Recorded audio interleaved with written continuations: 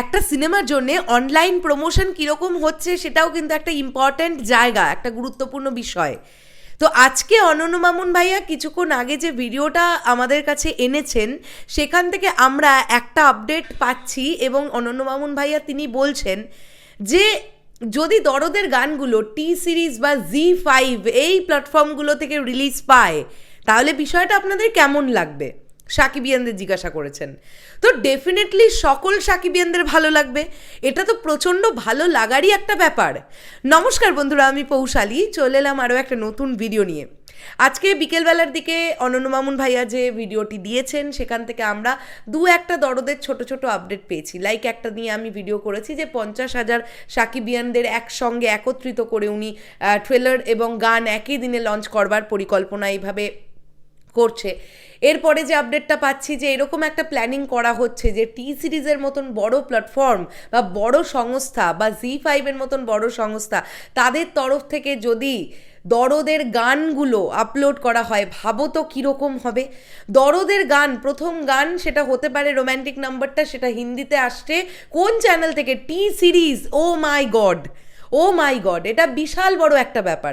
দেখো ইতিমধ্যেই আমরা এটা তো জানতে পেরেছি যে ধর্মা প্রোডাকশন হাউসের নাম এই দরদ ছবির ডিস্ট্রিবিউশনের সঙ্গে যুক্ত হয়ে আছে। কিছুদিন আগে উইকিপিডিয়া থেকে দেখছিলাম একটা স্ক্রিনশট ভাইরাল হয়েছে যেখানে যশরাজ ফিল্মসও লেখা আছে ডিস্ট্রিবিউশনের দায়িত্বে থাকবে। যদিও আমি বলি উইকিপিডিয়া কিন্তু একটা এডিটেবল সাইট, তো চাইলে আমিও গিয়ে ওখানে অন্যান্য কোম্পানির নামও লিখে দিতে পারি, সেটাই কিন্তু তোমাদের দেখাবে এবং তোমরাও চাইলে সেটাকে এডিট করতে পারো।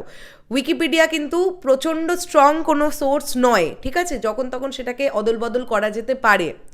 সেখান থেকে দাঁড়িয়ে আমরা ওটা নিয়ে তাই জন্যই আমি সেপারেটলি কোনো ভিডিও বানাইনি, না হলে আমি বানাতাম।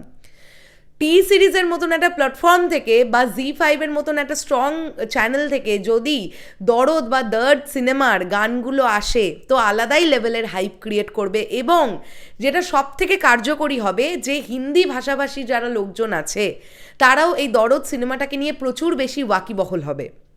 কারণ এই সিনেমাটা কিন্তু একটা প্যান ইন্ডিয়া প্রজেক্ট, এটা বাংলা হিন্দিতে যেমন হচ্ছে এ বাদেও আরও 4খানা ল্যাঙ্গুয়েজে কিন্তু হচ্ছে, ঠিক আছে। তো টি সিরিজ এমন একটা কোম্পানি যাদের ব্যাপ্তি প্রচুরই বেশি। এইরকম স্ট্রং প্ল্যাটফর্ম থেকে যদি দরদের গান রিলিজ করা যেতে পারে, যদি এটা ডিসাইড হয়, তো এটা বিশাল ভালো একটা ছবিটার জন্য হাইপ ক্রিয়েট করতে পারবে বলে আমার মনে হয়।